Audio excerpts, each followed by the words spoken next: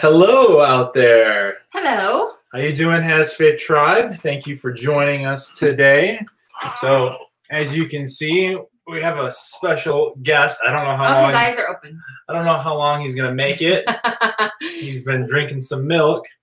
I don't know. He's probably gonna be a little shy on his first time on camera. First time on camera. It's okay. I was shy my first time Judah. too.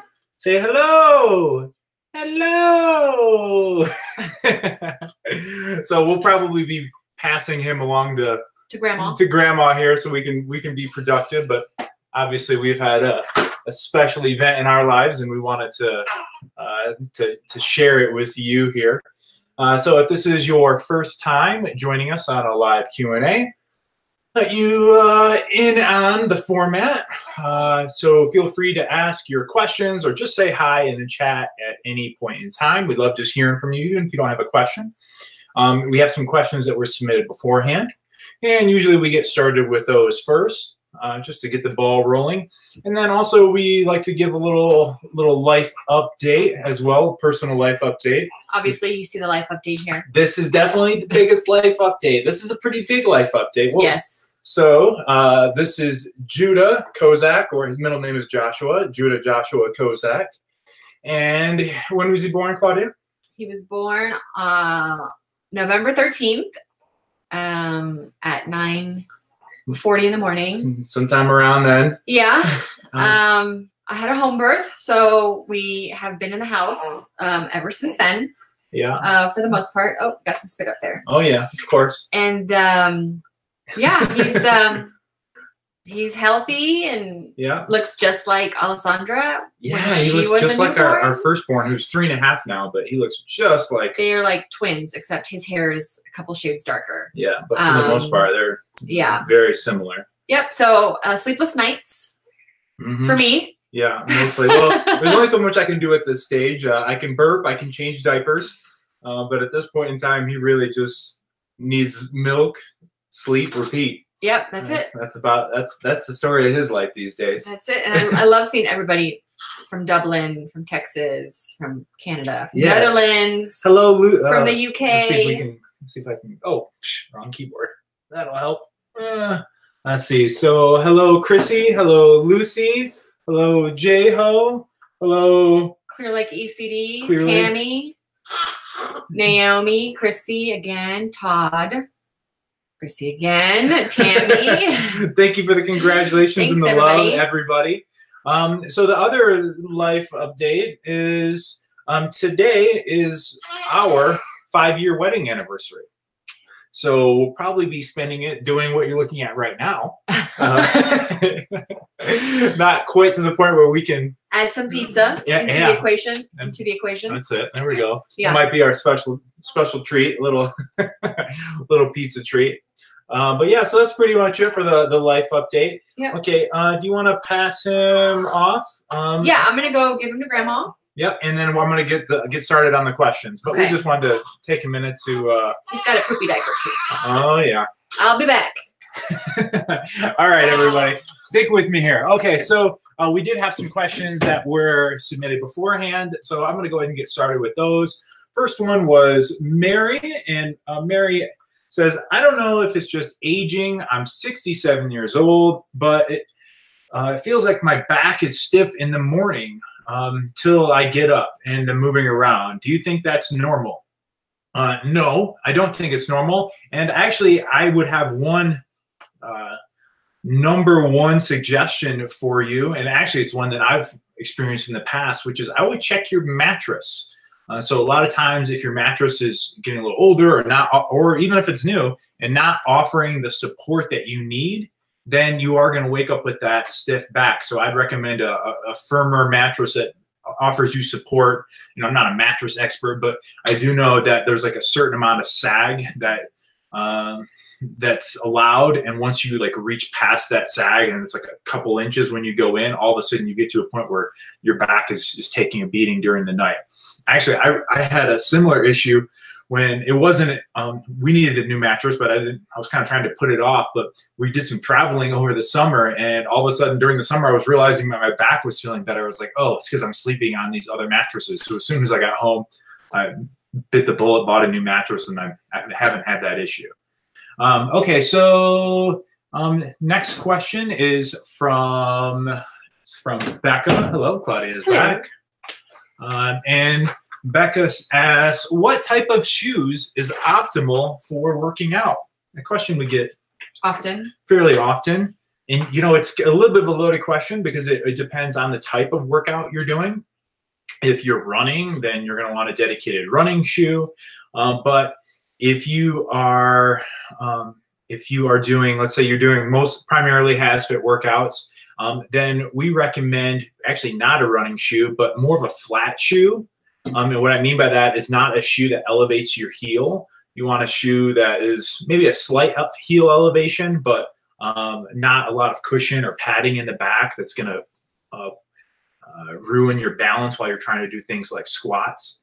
So would that be like cross trainers? Yeah, cross. You know, there's every brand kind of markets them a little bit different. Yeah. But a shoe with a more stable, solid cushion in the back. So you don't want like a big air cushion in the back, or you don't want, you know, something that's like, again, made for like walking, or something that's a big cushion in the back. A lot of times I use Converse All-Stars. You can see the shoes in the videos. A lot of times we use like the Nike Metcons are good for that.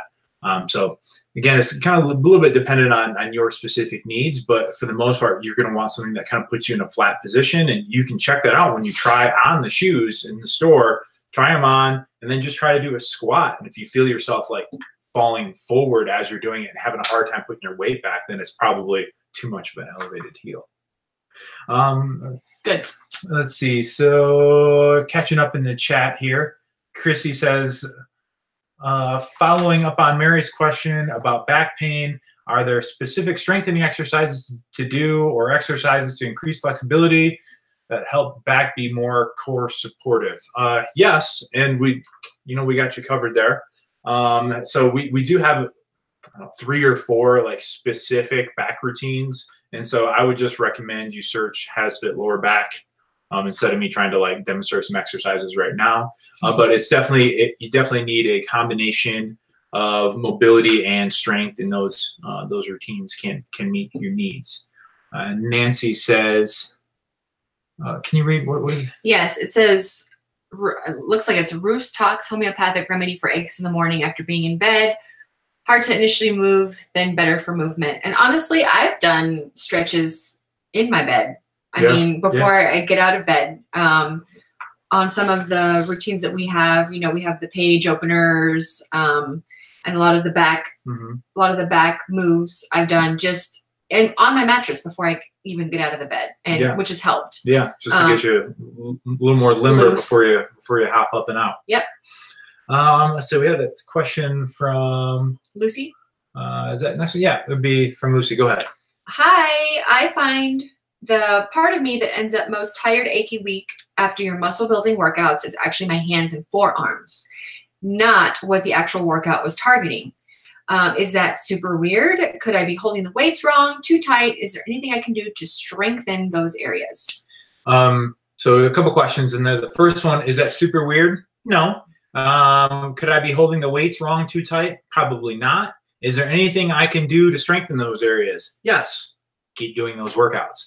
So for the most part, what you're dealing with is, well, anytime you do any exercise, especially that's working multiple body parts, and of course that's pretty much all of our exercises are working multiple body parts. Mm-hmm. You're gonna have 1 or 2 muscle groups that are going to be the weak link in there, and those are going to be the ones that you feel the most.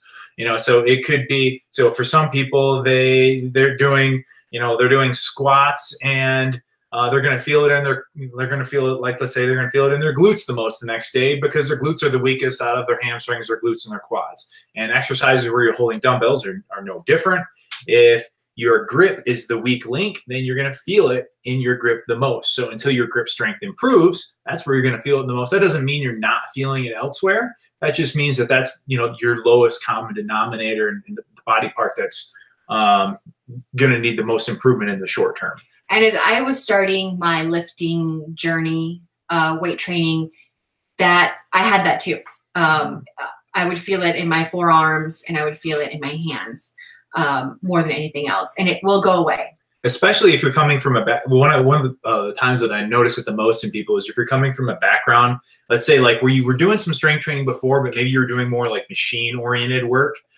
So like, you know, your muscles got a little bit stronger, but actually you never really strengthened that grip along the way. You know, it's like, okay, cool, I'm doing chest press, for instance, like on a machine. Well, one of the things you're not, instead of doing like a dumbbell chest press, well, the machine is taking care of that grip for you, if you will. So yeah, you're strengthening your chest and your shoulders and your triceps, but your grip isn't getting the work. So they can kind of lag behind when you make that transition over to free weights until it catches up. Yeah. Let's see. From Todd. Todd, okay. Todd, keep the motivation coming. It gets me through the tough parts. That said, for all the jumping we do, seems we don't stretch the calves much and have cramped up on occasion. More warm up, more stretch afterward, more pickle juice, water, question mark. The muscle cramps afterward are a challenge. Thoughts? So a couple of different elements to that question. So the first one in relation to like the actual cramps themselves. So cramps, generally speaking, aren't related at all to a mobility or a stretching issue, especially when you talk about calf cramps. It's 9 times out of 10, a calf cramp is going to be dehydration. So it's funny because you made the mention about pickle juice and more water. And for those of you who don't know, pickle juice like has electrolytes, so a lot of times it's recommended for hydration. But yes, I would say the number one recommendation would be to up your water intake like throughout the day. So not like just drinking a bottle of water before your workout, but you know, throughout the day. I mean, we always have water with us everywhere we go. So just continuing, sorry for that close up, continuing to drink water throughout the day should help. And we actually do a significant amount of calf stretches along the way. They're not always like calf isolation stretches, but there are other ways to stretch your calves that you don't think about, like just off the top of my head. So for instance, if you're doing like a deep squat stretch, well, actually you're stretching your calves and your ankle mobility at the same time. So it's always kind of snuck in there. It's not necessarily the most obvious thing, but it is being addressed. Cool. Let's see. Becca wants to know, what is the most number of workouts you filmed in a day? That's an interesting one. That's an original question. We don't get a lot of original ones. That's an original. If they're short, I think the most we've ever done is like 3. Probably about. That sounds about right. Because at that point, I'm tapping out. Yeah. I'm like, I'm hungry. I need a snack.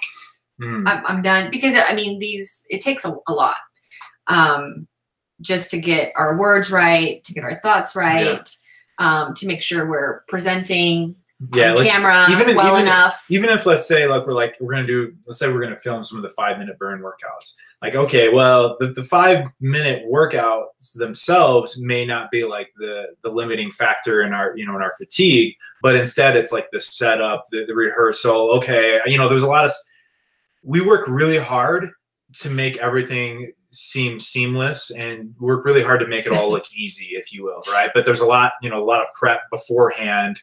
It takes a lot of brain power. Yeah, that's what it comes down to. It's just a lot of brain power. So after about 3 run-throughs, we're good to go. Done. I mean, usually after like 1 run-through, we're good. But if they're like really short, I think about 3 is three's the most we've ever done. About the max. Yeah. Let's see. It looks like Naomi had a question for you, Claudia. Oh. Claudia, I saw your post on IG with the vegan products you had bought yesterday. Have you tried any yet? Any you would recommend? Any you'd recommend? Give context to that. Okay, so my child has a little bit of a milk protein allergy. So it comes through in the breast milk, and just like his sister, it makes him really reflexy. They have mucusy spit up. He was choking the other night, and we were like, so when Claudia consumes dairy, yes, it represents itself in the breast milk, and that's what's giving them trouble. Correct. Just for clarity. Yes. So yesterday I asked for recommendations for dairy-free and soy-free, like cheeses and milk products, I guess. So I went to the store yesterday, and let me tell you, vegan stuff is not cheap. So I'm not really sure how long I'm going to be able to do this. And I was like, oh, how's that $5 yogurt? So, well, actually, I did like, I bought some Daiya Greek style yogurt. If you've ever seen vegan yogurts, they have 0 to like 2 grams of protein in them, which for someone like myself, I need more. So it was 8 grams of protein, and I actually kind of liked it. I'm a big yogurt eater. I enjoyed it. So I will recommend that one. I had some cheddar style shreds that are almond. Yeah, almond cheese, which is high protein. But by the way, hello, I looked at the package closer, and it has milk protein in it. So I'm not gonna be able to eat that. Seems like something you might do in the store. Yeah, I just picked it up and I was like, oh, it's I know, because on the front it just says like almond, lactose free, and then I didn't look close enough. That's as far as I've gotten right now. We'll keep you updated. Keep you updated. Okay. You want to read Todd's question? Okay. Oh wait, I'm sorry. I skipped. Where? I skipped. The craft tone? There we go. I get a lot of popping or clicking in my left knee joint when doing squats, always, but no pain. Is this something to be concerned about? I'm 63 and have some osteoarthritis. As a general rule of thumb, for all joint-related popping, clicking, if there's no pain, then not something to be. I should take that back. If there's no pain and no lack of stability, meaning you're also like not like feeling it like give out or slip or slide, then there's nothing to be concerned about.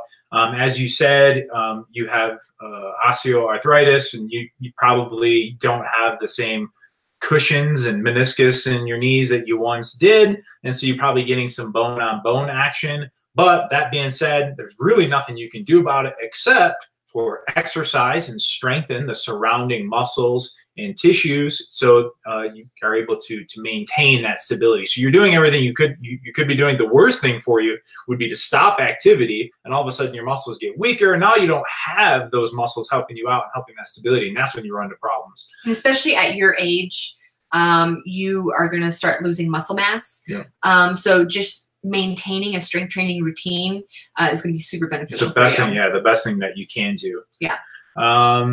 I want to see Todd. No, I wish this was bigger. Can you read this one here? So sometimes just challenged on time constraint. Okay, so sometimes he's short on time, and sometimes he reduces like a 30-minute routine to a 7-minute session. He wants to know, does it really do anything? How much effort, how much time do you think is truly beneficial? So there's multi-layers to that question. So the first thing I want to put out there is any workout is better than no workout at all. And that always is true. That's common thread. So the next thing is, okay, well, can I really get anything in a 7-minute session?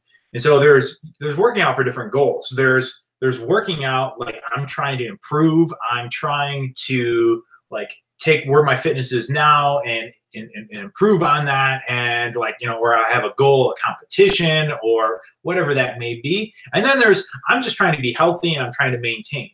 Well, short, quick sessions are great for maintaining fitness. They're great for maintaining your health and getting your heart rate up, and working your cardiovascular system, etc.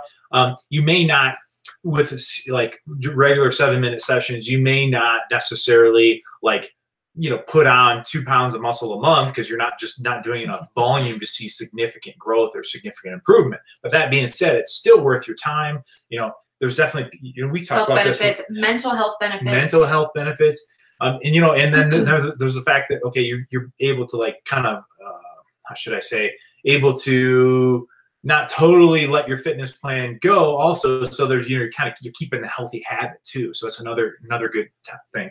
And something we've mentioned before is, you know, your fitness journey is ebbs and flows. Everybody always wants to think that like your fitness journey is going to look like this, right? Like where you're always going up and, well, I guess it'd be like this for you guys. Be like always going up and to the left, right? You're always improving, always getting better, always getting better.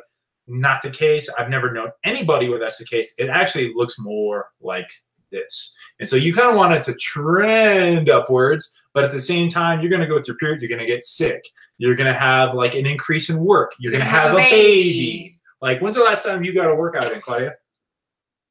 Probably the weekend before I had my child. Right. So, you know, and even me, I was kicking it pretty good before baby came. And now I've worked out once this week. You know, I went on one run, and that's where I'm at right now. But that's okay because, you know, I'm maintaining my fitness level. I may not be improving, but I'll get back to it here in a couple weeks and we'll go. So I'm not stressing because, you know, you have muscle memory. So once I get back into it, I mean, it's going to be, it's not going to be, I'm going to have to build my strength back up.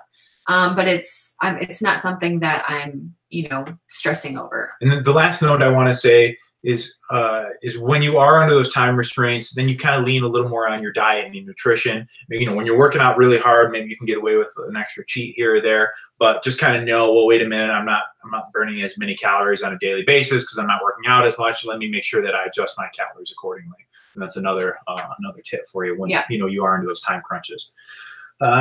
Chrissy's got a suggestion for you. Daya makes great cheeses too. Okay. I did buy, actually, thank you for reminding me. I put a Daya Swiss cheese slice in my sandwich yesterday. It was okay. It was all right. It was okay. Okay, well, that's, you know, not exactly a ringing endorsement, but yeah, I mean, you can tell we're not getting paid for that endorsement because it's not the greatest one. It was okay. Serviceable. Serviceable. Okay. Well, okay. There we go. Eddie. Hi guys, internet problems in Berlin, so I'm late today. Just wanted to say congratulations. I think I missed the baby being shown. You did miss it, but that's okay because you could always rewind back and catch them on the flip side. That's true. Naomi. Where are we? Okay. Thanks. Love your workouts and your videos. Keep up the great work. Thank you, Naomi. Clear Leg ECD. The hard work you put into filming the workouts definitely pays off. We appreciate the wonderful atmosphere and encouraging words present in all of your videos. Oh, thank you very much. It's a lot of work, but it's our pleasure to serve you. So thank you for that. Let's see. Maybe head back over to this side. Caroline. Do we? Oh no. I think it's Becca. Oh no, you're right. I'm sorry. You're right. She's right. Listen to your wife sometimes. Always. Okay. Can you tell us any moves that could help strengthen knee joints? Thanks so much for all you do. Sure, Caroline. So really with the knee, it's a two-pronged attack. One is mobility, which people don't always think about, but a lot of times when you have knee issues, you have like a lack of mobility. Throw my foot up here, and then you can't like bend your leg any more than this, right? So working on that mobility at the same time is increasing the strength and stability. So kind of give you the same recommendation I gave for the back, which is I would just do a search for HasFit knee. And you'll find a routine where we do, it's a combination of stretching and strengthening. The two together ends up working really well also in helping to improve stability and strength in the surrounding muscles. So check that one. Check that one out. Yes. KT. This one, you want to read that one? Yes. Congratulations on the new addition. Thank you. Might be a silly question, but will your muscle building program build more muscle than Motive? Assuming I'm eating well, of course. I've been doing Motive since July and had great results losing fat and maintaining muscle. Thank you. But I would like to gain a bit more muscle, especially in my upper body. Okay, so for those of you that aren't aware, we have a lot of programs available. One of them is a strict muscle building program, and then Motive is actually a combination of the two. We call it our home athlete program because it's a combination of both strength training as well as more HIIT-based routines. So it's kind of like a mix of goals. Let's say you want to, instead of concentrating on one or the other, you want to like gain muscle. Well-rounded. You want to be well-rounded, gain muscle and lose fat at the same time. That's your best option. So yes, to answer your question specifically, Kay, doing a dedicated muscle building program is going to gain more muscle than doing a program where you're kind of splitting your resources. So the way I always like to describe it is when you're trying to decide what type of program or what type of workouts you want to be doing, think about it like you have a limited number of, let's say you have 10 eggs, right? And you have this basket is your muscle building basket, and this basket is your weight loss or fat loss basket. How many eggs do you want to put in each basket? Because you only have so many eggs or so much volume, so many workouts that you can do at any given time, any given month. And so for right now, you've been putting 5 eggs in the muscle building basket, 5 eggs in the fat loss basket, and you're kind of splitting your time. Cool. But if you say, hey, I want to really dedicate myself to building muscle in the next month, throw all your eggs in that muscle building basket. That doesn't mean you're going to gain fat, but you might not be burning at as high of a rate either. Which is basically what I did. After I had Alessandra, I really focused on building muscle. And you want to eat at a calorie surplus, maybe about 15%, so it can really help stimulate and help with protein synthesis and get your muscles bigger, essentially. So just focus on, if you are going to eat it a little bit of a surplus, don't be scared. There is going to be a little bit of fat that's going to be added. That's okay. I mean, you've lost weight before, you've lost fat before, so it can happen again. But if that's something that you really want to focus on, more protein, just lots of whole foods, and just make sure you check out our total daily energy expenditure calculator on the website as well, and let you know exactly, and you can choose the muscle building option, and it'll make sure that you are eating appropriately for those goals. Absolutely. Okay. Katie, hit it. I've been working out for several years and still feel pain in my neck when doing ab exercises that require me to lift or hold up my head. I hoped it would improve as my core strengthened, but it did not. Any advice? Thank you for the great workouts and motivation. Congratulations on the new baby. Thank you.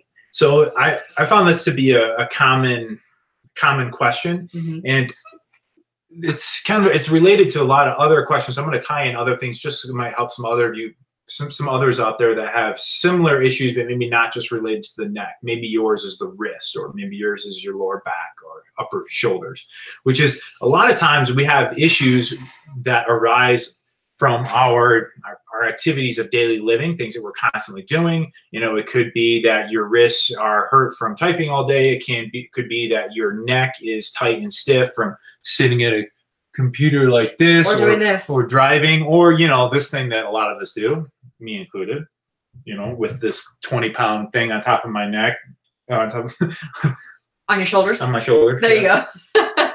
Anyway, so that being said, so there are a lot of external factors that can make us vulnerable, and then they don't really expose themselves until we start working out and we start moving. And I think you're like a neck pain issue during an ab exercise, during ab exercises is a great example of that. Something that it's probably something you kind of already have, but then all of a sudden when you start doing ab exercises, you're really putting extra strain on that neck. So a couple of notes. One, try your best to actually relax your neck. And one little tip is you can take your tongue and put it to the top of the roof of your mouth and behind your teeth as you're doing it, and it helps to kind of like relax the area, and double down on focusing on breathing through your stomach, and not up here in your chest, but instead down in your core while you're exercising. Exhaling as you exert. Yep. And then, so in addition to that, I would check out we have a neck stretching video. So just search HasFit Neck and check out our neck stretching video. Maybe do that anywhere between 3 to 5 times per week just to increase the mobility. And you'll probably find that just overall, even in doing that routine, that you have a kind of a tight neck as it is. And then start thinking about other activities that you're doing during the day and watch your posture as you're doing them. So I sit at this computer more hours per day than I would like to admit. And I have to be very conscious that I'm using good posture, and I have my desk set up and aligned so ergonomically I can have my shoulders back, my head back, etc. So think about the things that you're doing during the day too that could be aggravating. I know that was a long answer, but I think it kind of can apply to a lot of different little ailments. Yeah. Let's see. Tammy. Tammy, can you talk about your favorite dinner meals? Have you made meal videos? We have made meal videos. That's actually how I started HasFit a long time ago. And we decided against meal videos or recipe videos because our audience is global. And I'm using a lot of American ingredients and American foods. And it's not feasible for a lot of people. So we cut that out. Favorite dinner meals? I mean, I don't know. Not really. Honestly, we're creatures of habit. So I like roasting chicken. I like, what else do we do? Sometimes we'll do like just burger patties, like ground turkey burger patties with like potatoes and a salad, or we like to keep it simple. And one thing that we're not, I know in the past we had like in the past, our nutrition recommendations were like set up based around meal planning, or kind of like, I mean, there were loose meal planning, but meal plans nonetheless. And, you know, in going through, we're always learning and adapting and trying to figure out like what the best way to do things and approach things are. And so one of the things that we realize along the way is it's not a good thing to recommend like strict meals to people, because that ends up being a temporary solution. It's like, okay, cool. Like I bought this meal planning book, and every night I'm going to go and I'm going to do exactly what this says. And then I don't have to think about how many calories I'm consuming, blah, blah, blah. Well, one, you run into an issue because your portion control, it could be a great meal, but you're eating like, you know, 2 times what you should be. So you could be running in trouble anyway. But then 2, again, it's a temporary solution. So instead we recommend, instead of saying like, hey, this is the perfect meal for you, you need to eat this, eat these foods. Instead, it's better to eat the foods that you enjoy, but eat them in the quantities, in the portions that align with your caloric intake needs and your goals. And your goals. So that's why we push in the Eating for Life. You know, I know some people, when they download it, they're hoping for some recipes. But like, as Claudia said, one, that doesn't work for us, because, you know, some are in the US, some are in India, some are in Berlin, and all of your local foods are going to be expecting completely different things. But then 2, we don't want to set you up. We want to set you up for success, and that's giving you the tools that you need to put it together on your own. Exactly. Because if you're on a meal plan, that doesn't teach you anything. You go out to a restaurant and you're like, what can I eat? This isn't on my meal plan. You need to be able to learn those tools to be able to make those decisions easily and on your own. And then it's more sustainable because you get to eat what you like. You know, everybody likes something different. Everybody has different tastes. Yeah. Okay, so let's see.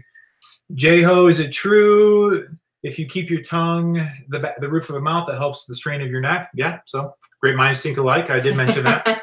And then Katie, thank you for the advice to help my neck pain. I'll definitely be doing that neck stretch video. Check it out, Katie. We hope it helps. And let's see, Jason has a question next. I have 2 video requests, which I hope will be shown sometime in the future. The first one is a new workout for those who have a pull-up bar. With your new technology and setup, I'm sure you can make a killer video that improves on your first one, which is still a beast. The second one is a short exercise, 15 to 20 minutes, which focuses on increasing flexibility. It would be nice if I could touch my toes. Okay, thank you for the request, Jason. Yeah. You know, the pull-up one may or may not happen. I'm just being honest. I could be like, yeah, we'll do it tomorrow. But that being said, it's like there's like a lot of more niche videos that we could do, but it's like, man, there's so many different niche requests that it ends up being, we end up kind of like focusing on what we know reaches the widest audience. So 50-50 on the pull-up, just being honest. I'd like to do it. I do pull-ups a lot. Maybe an instructional video. Yeah, they want the full length. They want the real time. I know. They don't want they don't want the instructional. Well, we have a lot of instructional pull-up videos, but I mean, there's like 1,000 views a piece on them from 4 years ago. Okay, and then the second one, the flexibility. Well, we got you covered on that. I mean, we have a whole library of flexibility and mobility videos. So I would just go to the website or in the app and click on the flexibility and mobility tab, and you have a lot. You know, even if it's a 30-minute routine, if you only have 15, 20 minutes, just do 15, 20 minutes of it. But what that's going to come down to is your consistency. Right. So, you know. You want to touch your toes? Well, you're going to have to stretch like 5 days a week. Not going to happen in 1 to 2 sessions. Yeah. So it's going to take some work. Yeah, for sure. Let's see. Kay has got that one. I actually skipped it. Okay. Another question. Do you have a version of your app that I can use on my Windows laptop or on my Kindle? I don't use any other devices. Or if not, do you have any plans for those? So the Kindle unfortunately isn't compatible with anything besides for like specific Kindle. So it's not really, unfortunately, not an option for us. The Windows laptop, I would just recommend that you use our website. That's, you know, the website's designed for desktop and laptop use. We now have all the programs on there. So there isn't anything in the app that you can't get on the website. So that's our solution. And if you really wanted to still use the app, I would say if you still really wanted to use the app on your laptop, you could by casting from your phone to the laptop. So I would just do a Google search, you know, how to cast from my phone to my laptop. So that'd be your other option if you were dedicated to make it happen. Let's see, Todd, follow up on that. Do you have a list of future videos you're working on? What goes into decision making for each one to make next? So a lot of it has to do with, you know, what our needs at the specific time are. We've been for the last, how many months, pregnancy? Last 3 or 4 months doubling down on creating pregnancy videos, prenatal videos that are going into our 9-month prenatal program. And so, you know, that's coming out hopefully the first of the year. We're still working on editing all of those videos. So, I mean, it's probably, most of our programs are like 30 to 90 days, and this one is 9 months. So there's a lot of specific work that's went into this one. Yeah. And then in addition to that, you know, what goes into the decision making. So, you know, we have a lot, in short, but because like we talked before, we have this very, very diverse audience, and everybody has different requests, different needs. And so we basically, we try to, as we go, meet these needs. Like this week we released, you know, a new video for those older adults and those with limited mobility with the seated and the standing variation. So it's like, okay, you know, we make sure every few months we put one of those out, because there's like, you know, maybe 10% of our audience that's counting on those. And so we're always trying to, like, you know, what don't we have enough of? What do we need more of? What, we know you know, here are the favorites. Let's make sure we give you enough of those. So yeah, there's a lot. Service a lot of people and a lot of requests all at the same time. So there's definitely there's definitely a lot to do. There's never a shortage. Let's put it that way. And kudos to this guy, because he's the one who plans it all. He determines what we need. He writes all the workouts. I mean, he's constantly working. Yeah, as he said, he spends so much time here. I mean, and to edit one video takes between 20 to 30 hours just to edit one video, not the planning, not the filming, not anything else, just to edit. So there's a lot goes into just putting out one piece of content. Karen just joined you from Grover Beach, California. What's up, Karen? Know you well. Thank you for all your continued support and hard work. Jeho, many thanks. Made my day. Oh, happy to hear that. Let's see. Vern says the seated limited mobility senior video you did when Claudia was still pregnant is the best. That was the one that came out this week. Thank you. Thank you. I'm glad you enjoyed it. We're continuing to improve on those. There's really not a lot of precedence for those. You know, that's something that we've kind of developed on our own. You do searches for those. They don't exist. So, you know, we're kind of always learning as we go and taking feedback. Happy you enjoyed it. Okay. Okay. If it's the website, that's fine. That's what I use anyway. Okay, that sounds good, Kay. And Karen, I've been doing some of your older videos. They are motivational, coach. Do you remember your fast feet video? Which one? Honestly, I think I've used that in multiple videos. So no, not specifically. Everyone always wants to say, hey, you remember that video that you did with the blah, blah, blah, and the blah, blah, blah? No. I mean, I've shot over 1,600 videos. So, like, you know, there are a couple that kind of halfway stand out, but you know, usually we do the workouts like one time and then that's it. So honestly, my favorite one is the old bodyweight video that you did where you're wearing the red shorts. That's just because I look good in that video, isn't it? No, that's a killer workout. That's actually a killer bodyweight workout. I highly recommend it if you've never done it. It's like a 30-minute bodyweight workout. I think we're in the red shorts. Yes. Yeah. That's what she's talking about. That's a good one. Yeah.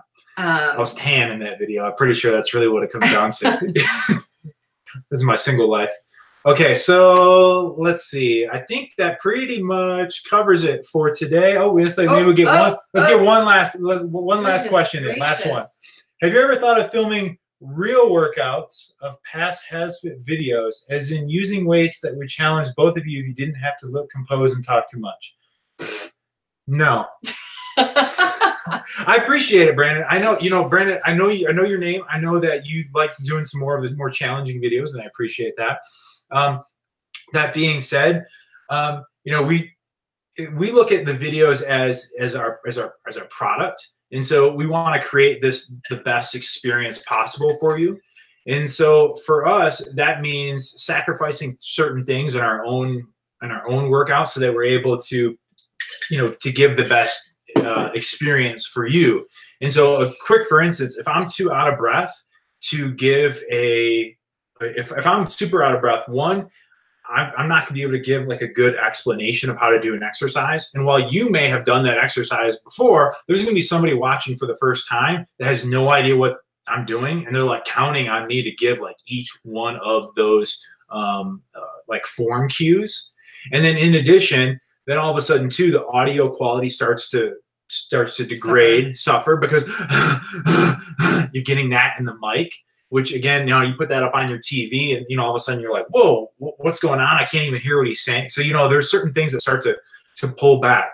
And so it's, we've just made a conscious decision to say like, hey, this is the experience that we want to provide for people. And I think a very long answer I could have summed up in one sentence, which is the videos are not about us. They're about you. So we're trying our best to provide you with the best experience instead of for us to like show off what I'm capable of, where I'm like, oh yeah, let's load up the barbell and let's do it so you can see how great I am. Instead, it's like, okay, I want to give you the best experience. Yeah. Okay. On that note, thank you for joining us today and meeting our new son, Judah. Thank you for all of your support. We hope you guys have a great month, and we will see you next month, hopefully. Same time, same place. I just saw the last J-Ho's last. Remember the warrior workout where your allergies erupted? Still one of my faves. Well, I'm glad you enjoyed it. Glad it was good for you. So it wasn't that great for me. He's like, yeah, that's what we're talking about. Yeah. No, nothing like phlegm. Phlegm being hocked up on film for millions to see. Anyway, okay. Thank you so much for your continued support. I'm Coach Kozak. And I'm Claudia. And we will see you at your next workout.